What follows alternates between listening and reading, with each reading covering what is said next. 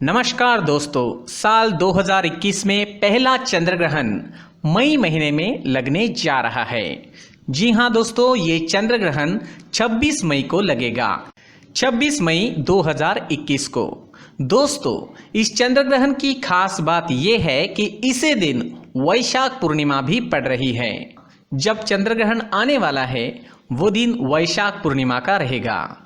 आइए जानते हैं ये चंद्र ग्रहण कैसा रहने वाला है, किस समय लगेगा, साथ ही जानते हैं कि ग्रहण कहाँ कहाँ दिखाई देगा, भारत में इसका क्या असर होने वाला है, क्या सूतक मान्य है, क्या मंदिरों के कपाट खुले रहेंगे। चलिए दोस्तों, ये सब जानते हैं। दोस्तों, 26 मई 2021 को पड़ने वाला ये चंद्र ग्रहण दोपहर 2:17 पर शुरू होगा। जी हाँ, और शाम 7:19 पर खत्म होने वाला है। इस ग्रहण का प्रभाव वृश्चिक राशि पर और अनुराधा नक्षत्र पर सबसे ज्यादा रहने वाला है। जानते हैं ये ग्रहण कैसा होगा। साल का पहला चंद्र ग्रहण उपछाया ग्रहण होने वाला है।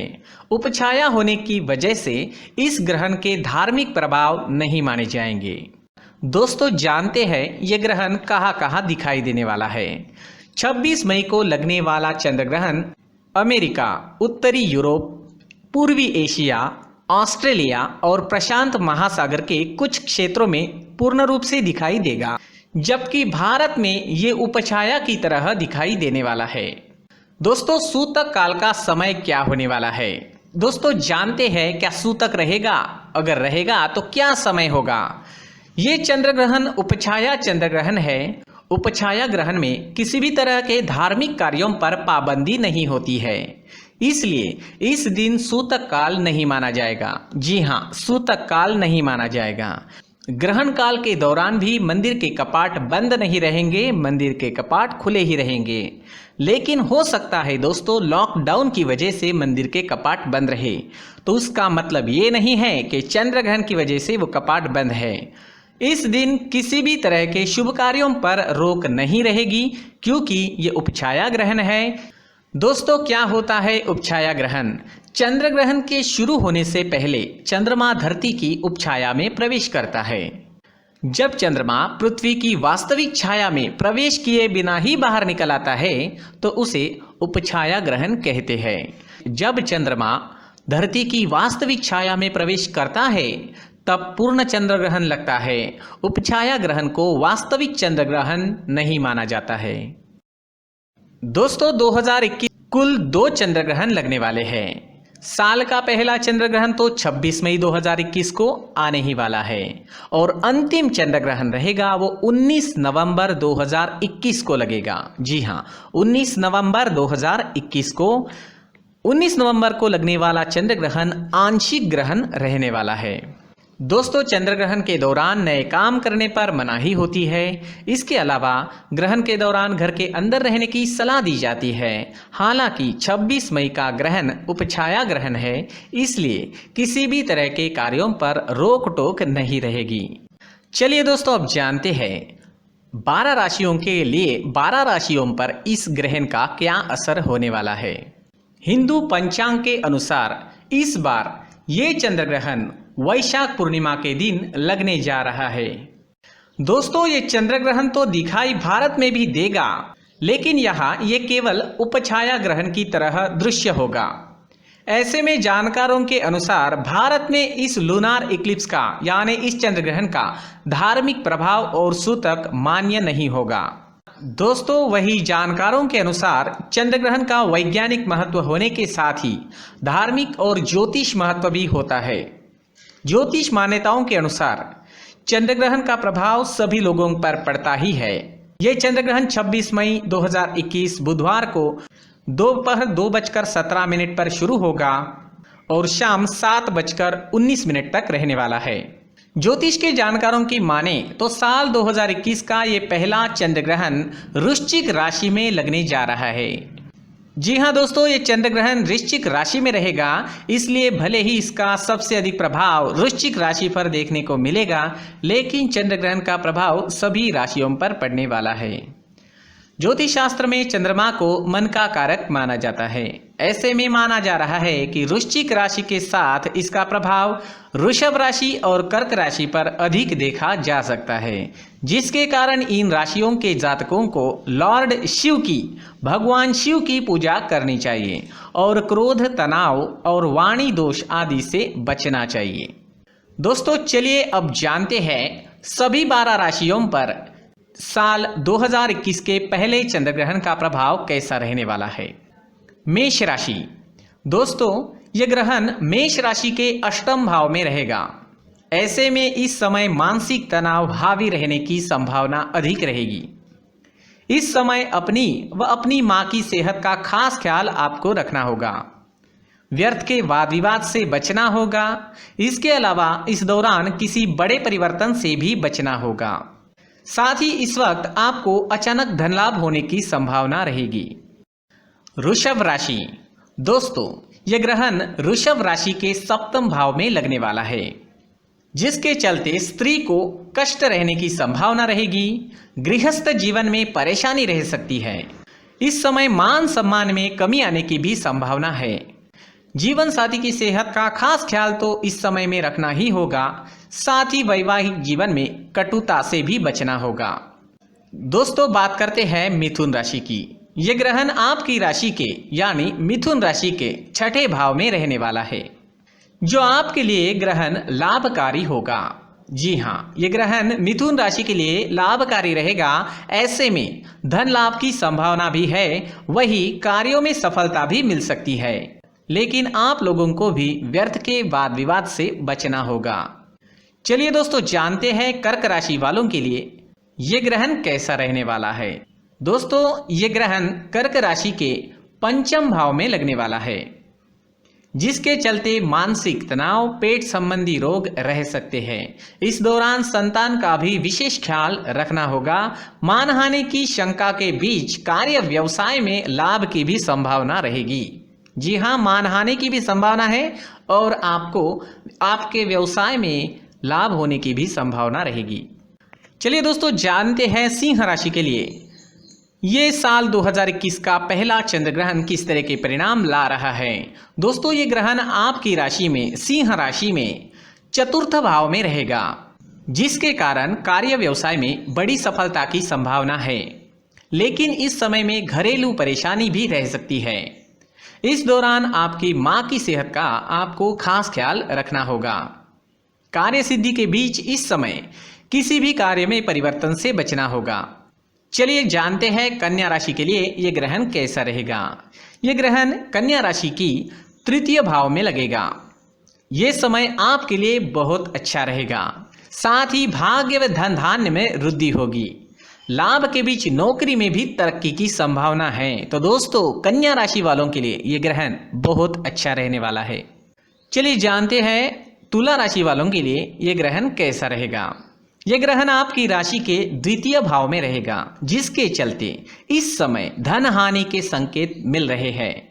साथ ही इस समय उधार देने व निवेश से आपको बचना चाहिए। अपने व जीवन साथी के दोनों की सेहत का खास ख्याल रखें।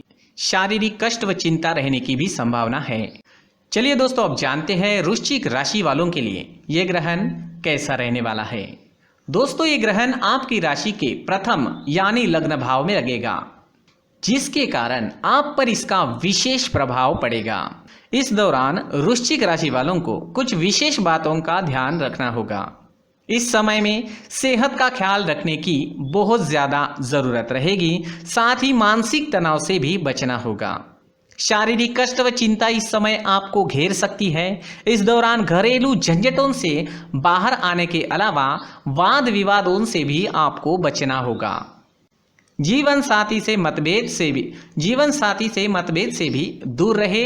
जी हाँ, और धन हानि की भी संभावना रहेगी। तो दोस्तों को इस समय में निवेश वगैरह जैसे काम ना करें और साथ ही किसी से भी लड़े ना। किसी से भी आपको इस दिन लड़ना नहीं है, झगड़ना नहीं है। आपको ज़्यादा से ज़्यादा अपने कामों में रहना है, शांत रहना है, ताकि ये समय निकल जाए। चलिए दोस्तों जानते हैं धनु राशि पर इस ग्रहण का कैसा प्रभाव रहने वाला है। ये ग्रहण धनु राशि के द्वादश भाव में रहेगा, जिसके कारण खर्चों में अधिकता आने के साथ ही अनिद्रा की समस्या रह सकती है। इस समय में आपको स्वास्थ्य का खास ध्यान रखना होगा, साथ ही वाणी पर संयम रखते हुए व्यर्थ के वाद विवाद से बचना होगा। धन हानि की भी संभावना इस समय में रहने वाली है।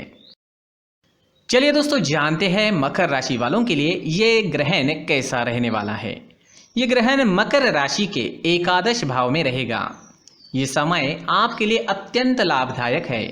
इस दौरान धन लाभ, कार्य व्यवसाय में बड़ी सफलता मिलने की संभावना है। इस समय में सेहत अच्छी व संतान सुख भी मिलेगा। कुल मिलाकर ये समय मकर राशि वालों के लिए बहुत ही शुभ रहेगा, यानी ये ग्रहण मकर राशि वालों के लिए शुभ रहने वाला है। चलिए दोस्तों जानते हैं कुंभ राशि वालों के लिए साल 2021 का ये पहला चंद्र ग्रहण कैसा रहने। दोस्तों ये चंद्र ग्रहण कुंभ राशि के दशम भाव में रहेगा, जिसके चलते कार्य व्यवसाय में उतार चढ़ाव बना रह सकता है। उचित होगा कि वरिष्ठ अधिकारियों से तालमेल बनाकर चले। जी हाँ, ये जरूरी होगा। कार्य व्यवसाय में धीरे धीरे सफलता मिल सकती है। कुल मिलाकर ये समय आपके लिए शुभ नहीं है। जी हाँ, समय शुभ तो नहीं है, लेकिन बहुत ज्यादा बुरा होने की भी संभावना नहीं है। दोस्तों चलिए जानते हैं मीन राशि वालों के लिए ये ग्रहण कैसा रहने वाला है। यह ग्रहण आपकी राशि के यानी मीन राशि के नवम भाव में रहेगा। ऐसे में ये समय आपके लिए विशेष लाभकारी है। इस दौरान भाग्य की वृद्धि के साथ ही धन लाभ भी होगा, लेकिन माता पिता के साथ व्यर्थ के वाद विवाद की संभावना है। इस समय माँ और संतान की सेहत का विशेष ध्यान आपको रखना होगा। इस दौरान किसी बड़े परिवर्तन से भी आपको बचना होगा, अन्यथा ये ग्रहण चिंता का कारण भी बन सकता है। तो दोस्तों इस तरह 12 राशियों पर साल 2021 का पहला चंद्र ग्रहण जो 26 मई 2021 को रहेगा, अलग अलग 12 राशियों पर इस तरह प्रभाव डालने वाला है। दोस्तों इस वीडियो में हम देखने वाले हैं चंद्र ग्रहण आ जाता है और फिर चंद्र ग्रहण खत्म हो जाता है, लेकिन कभी कभी हम चंद्र ग्रहण का जो सूतक है उसमें जो भी नियम है वो नहीं कर पाते।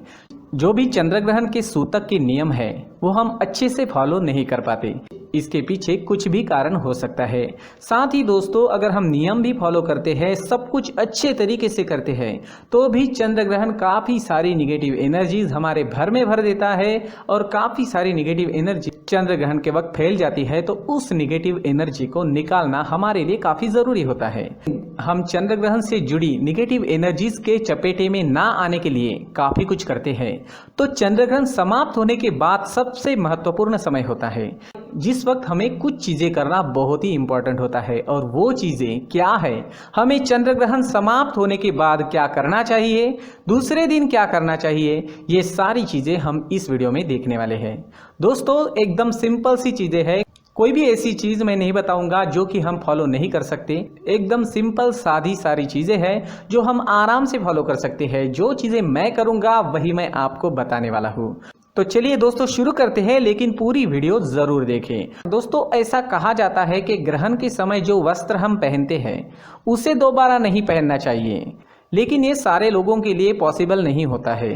तो इस पे एक उपाय है, कहते हैं इन वस्त्रों को दान दे दें, लेकिन ये काफ़ी लोगों को पॉसिबल नहीं होता है। तो हमें ऐसा नहीं करना है, लेकिन उन वस्त्रों को अच्छी तरीके से धोए बगैर पहनना नहीं है। जी हाँ, उन वस्त्रों को बहुत अच्छी तरीके से धो लेना चाहिए जो भी वस्त्र हमने पहने हैं। दोस्तों ग्रहण होने के बाद में बिना स्नान व बिना पूजा किए कुछ भी ग्रहण नहीं करना चाहिए। जी हाँ, ग्रहण समाप्त हो जाएगा, उसके बाद अगर आपको कुछ खाना है, सूतक का समय समाप्त होने के बाद हम सोचते हैं कि अब हम कुछ खा सकते हैं, पी सकते हैं, लेकिन दोस्तों सूतक समाप्त होने के बाद हमें स्नान करना चाहिए, पूजा करनी चाहिए और उसके बाद ही हमें खाना चाहिए। कम से कम स्नान करके अपने घर के मंदिर में भगवान के सामने एक दीपक जला दे, अगरबत्ती जला दे और उसके बाद हम कुछ खा सकते हैं। क्योंकि ये सब इसलिए है कि खाने के समय में कोई निगेटिव एनर्जी हमारे शरीर में एंटर ना करे। दोस्तों और एक बात बहुत महत्वपूर्ण है, ग्रहण समाप्त होने के बाद हमें हमारे घर को पूरी तरह से साफ कर लेना है और घर के कोनों को तो साफ करना बहुत ज़्यादा ज़रूरी होता है। तो दोस्तों पूरे घर को पूरी तरह से स्वच्छ कर ले, जितना हम कर सके उतना तो कर ही ले। उसके बाद में गीले पोछे से घर के फर्श को पूरी तरह से साफ कर ले। इस प्रक्रिया से काफ़ी सारी निगेटिव एनर्जीज घर से निकल जाएगी। जैसे दिवाली आती है तो हम घर को पूरी तरह से स्वच्छ करते हैं, साफ सफाई करते हैं। उसी तरह से अगर आप ग्रहण के बाद में साफ सफाई करते हैं तो बहुत अच्छा रहेगा, सारी निगेटिव एनर्जी पूरी तरह से निकल जाएगी घर के बाहर। इसके बाद में अगर आपके पास गंगा जल है तो घर के मंदिर में गंगा जल का छिड़काव करें और घर में भी गंगा जल का छिड़काव करें। नहीं तो फिर कपूर जलाएं और उस जलते हुए कपूर को अगर हम पूरे घर में लेके थोड़ा सा घूम कर आते हैं तो बहुत अच्छा रहेगा, काफ़ी सारी पॉजिटिव एनर्जी घर में भर जाएगी। दोस्तों ये कपूर ले जाते वक्त ध्यान रखें, ये जलती हुई चीज़ है, कोई कपड़ा जल भी सकता है, तो ध्यान रखें। अगर आपका घर बहुत कंजेस्टेड है तो सिर्फ भगवान के मंदिर में ही ये कपूर जलाएं। दोस्तों चंद्र ग्रहण के बाद में पितरों को याद करना बहुत ज़रूरी होता है, लेकिन दोस्तों पितरों की भी दुनिया होती है, तभी तो हम ये सारी चीज़ें व्रत त्योहार फॉलो करते हैं, क्योंकि ये सब है। तो दोस्तों पितरों को याद करना बहुत ही इम्पोर्टेंट होता है और ग्रहण के बाद में उनके नाम पर दान देना बहुत ही ज़्यादा महत्वपूर्ण होता है। तो अपने पितरों को याद करें, उन्हें थैंक यू कहें और भगवान के मंदिर में उनके नाम से दान करें। दोस्तों अन्न धान्य जो होते हैं हमारे घर में, उसमें पितरों का वास होता है, तो हमारे घर का अन्न या फिर कोई भी धान्य हम दान दे सकते हैं पितरों के नाम पर। दोस्तों एक बहुत इंपॉर्टेंट बात है दान देना। दोस्तों दान देना बहुत ज़्यादा इंपॉर्टेंट होता है। इंसान के मन में लालच तो होती ही है और लालच के कारण इंसान कोई चीज़ छोड़ता नहीं। जब तक हम कुछ छोड़ेंगे नहीं, निगेटिव एनर्जी भी हमारे पास जो है वो छूटने वाली नहीं है। तो दोस्तों जब हम दान देते हैं तो हम कुछ छोड़ते हैं, और दान भी क्या देना है, वो चीज़ दान देनी है जिसकी हमें ज़रूरत है। हमारी प्रिय चीज़ दान देना ज़रूरी नहीं है, लेकिन जो चीज़ हमें ज़रूरी है उसका दान देना ज़रूरी होता है। जैसे अन्न धान्य जो हमारी ज़रूरत है, जिसका हम उपयोग करने वाले हैं, तो हमारे घर में जो अन्न धान्य रखा हुआ है उसका दान देना सर्वश्रेष्ठ माना जाता है। साथ ही दोस्तों पैसा, सबसे इम्पोर्टेंट बात है पैसा। पैसा सबको चाहिए, तो पैसों का दान देना भी महत्वपूर्ण होता है, लेकिन इसमें भी ध्यान दें। इसमें भी एक बात है, ज़रूरी नहीं है कि आप 1000 रुपया दान करो, ज़रूरी नहीं है आप 100 रुपया दान करो, ज़रूरी है सिर्फ दान करो। आप 1 रुपये का सिक्का भी दान करते हैं तो भी निगेटिव एनर्जी आपको छोड़ के चली जाएगी। दान करना बहुत इंपॉर्टेंट होता है। जैसे दोस्तों कोई आरती में पैसे डालते हैं, भाई दूज के समय हम देखते हैं तो 1 रुपये का सिक्का इस समय में काफ़ी इंपॉर्टेंट हो जाता है। उसी तरह से जब हम कोई दान देते हैं तो 101 रुपया, 1001 रुपया, तो ये 1 रुपया क्या है, तो दोस्तों 1 रुपया बहुत ज़्यादा इंपॉर्टेंट होता है। 1 रुपये का सिक्का अगर हम मंदिर के गुल्लक में डालते हैं तो हमें बहुत ज़्यादा फायदा होता है। अगर आपके मन में डर है कि मैंने सूतक ठीक से नहीं किया है, मेरा चंद्रग्रहण से कुछ बिगड़ने वाला है, कहते हैं चंद्रग्रहण का जो असर है वो काफ़ी दिनों तक आगे चलता रहता है, तो वो हमें मिटाना है, उसकी वजह से मेरी ज़िंदगी में प्रॉब्लम्स आ सकते हैं। कोई भी शंका है तो मन में ना रखें, क्योंकि साइकोलॉजिकल इफेक्ट भी हमारे जीवन पर पड़ते हैं। जो भी हम सोचते हैं उसके हिसाब से ही हमारा जीवन आगे बढ़ता जाता है, आगे उसी तरह की घटनाएं घटित होने लगती हैं। तो दोस्तों आपको एक बात याद रखनी है, आपको 1 रुपये का सिक्का मंदिर के मुख्य गुल्लक में ज़रूर डालना है। तो दोस्तों आप इस समय में एक बात करें, ग्रहण के दूसरे दिन बढ़िया स्नान करके मंदिर जाएं, भगवान की पूजा करें और 1 रुपये का सिक्का मंदिर के मुख्य गुल्लक में ज़रूर डालें। और दोस्तों 1 रुपये का सिक्का आपने डाल दिया, अगर आपके मन में फिर भी शंकाएं है तो 7 दिन लगातार 1 रुपये का सिक्का मंदिर के गुल्लक में डालें, लगातार डालना है आपको। और फिर भूल जाइए कि चंद्र ग्रहण था या उसका नेगेटिव इफेक्ट था, बस अपने काम पर लग जाइए। सोचना ही नहीं है, हमें सिर्फ सकारात्मक सोच रखनी है, हमें सिर्फ पॉजिटिव सोचना है और हमारे जीवन में आगे बढ़ना है। उन चीज़ों पर ध्यान देना है जो चीज़ें हमारे जीवन में महत्वपूर्ण है, जो हमें अब करनी है। तो दोस्तों ग्रहण के बाद शिव पूजा भी फायदेमंद मानी जाती है। भोले शंकर भोले हैं, हम टीवी सीरियल्स में देखते हैं हमेशा, जो भोलेनाथ हैं वो उन राक्षसों को भी वरदान दे देते हैं जो आगे जाके मुसीबत बन जाते हैं। तो दोस्तों भोले शंकर है ही भोले, उनको अगर कोई प्रसन्न करे तो वो वरदान दिए बगैर नहीं रहते। तो दोस्तों भोले शंकर की पूजा करना भी इसके बाद काफ़ी फायदेमंद होता है। तो दोस्तों ग्रहण के बाद शिव पूजा भी फायदेमंद मानी जाती है और पूजा अगर आप किसी मंदिर में जाकर करते हैं तो वो भी बहुत अच्छा माना जाता है। दोस्तों घर में तुलसी का पौधा जो होता है, दोस्तों घर में हमारे तुलसी का पौधा होता है तो वो पौधा भी चंद्र ग्रहण से प्रभावित होता है। इसकी पूजा करने से पहले भी इस पर गंगा जल का अगर आप छिड़काव करते हैं तो बहुत अच्छा रहेगा। अगर गंगा जल आपके पास नहीं है तो आप वो तुलसी का पौधा जिस गमले में लगाया है वो गमला भी पूरी तरह से साफ कर ले पानी से, और उस पौधे को भी पानी से साफ कर ले, उसकी पूजा करें। आजू बाजू में जूते चप्पल ना रखें। तुलसी के पौधे के आजू बाजू की जो भी जगह है वो पूरी तरह से साफ कर ले, वहां पर पानी का छिड़काव करें। तो दोस्तों कहने की बात यह है कि तुलसी के पौधे के आजू बाजू में पूरी तरह से साफ सफाई रखें, पूरी तरह से साफ सफाई कर लें। वैसे भी तुलसी के पौधे के आजू बाजू में साफ सफाई रखने से ही हमारे घर में हमारी ग्रोथ हो पाती है, नहीं तो वहाँ भी प्रॉब्लम्स क्रिएट होते हैं हमारी लाइफ में। तो ये भी बहुत महत्वपूर्ण होता है। दोस्तों ग्रहण के बाद घर की अच्छी तरीके से सफाई कर लेना है और घर में धूप या अगरबत्ती का धुआं भी दिखा देना है। कपूर के बजाय आप धूप या अगरबत्ती का धुआं भी घर में दिखा सकते हैं। तो दोस्तों ये सारी चीज़ें हैं जो ग्रहण समाप्त होने के बाद आपको करनी है। इससे आपके जीवन में पॉजिटिव एनर्जी भर जाएगी, आपका जीवन खुशियों से भर जाएगा, कोई भी ग्रहण का प्रभाव आप पर नहीं रहेगा। और सबसे इम्पॉर्टेंट बात इन चीज़ों में एक है, हमारी सोच बहुत ज़्यादा महत्वपूर्ण है। अगर हम निगेटिव सोचेंगे तो लाइफ में निगेटिविटी आनी ही है। आपको पॉजिटिव सोच रखनी है, सिर्फ सकारात्मक सोचना है और जो भी उपाय किए हैं उस पर विश्वास रखते हुए सब भूल जाना है और अपने जीवन में आगे बढ़ना है। दोस्तों ये वीडियो आपको कैसा लगा, आपकी राय कमेंट सेक्शन में ज़रूर लिखें। अगर आप चाहते हैं कि ये जानकारी आपके दोस्तों को भी मिले तो अभी इसी वक्त वीडियो को अपने दोस्तों के साथ शेयर ज़रूर करें। दोस्तों चैनल को सब्सक्राइब करना और लाइक करना ना भूलें। पूरी वीडियो देखने के लिए धन्यवाद।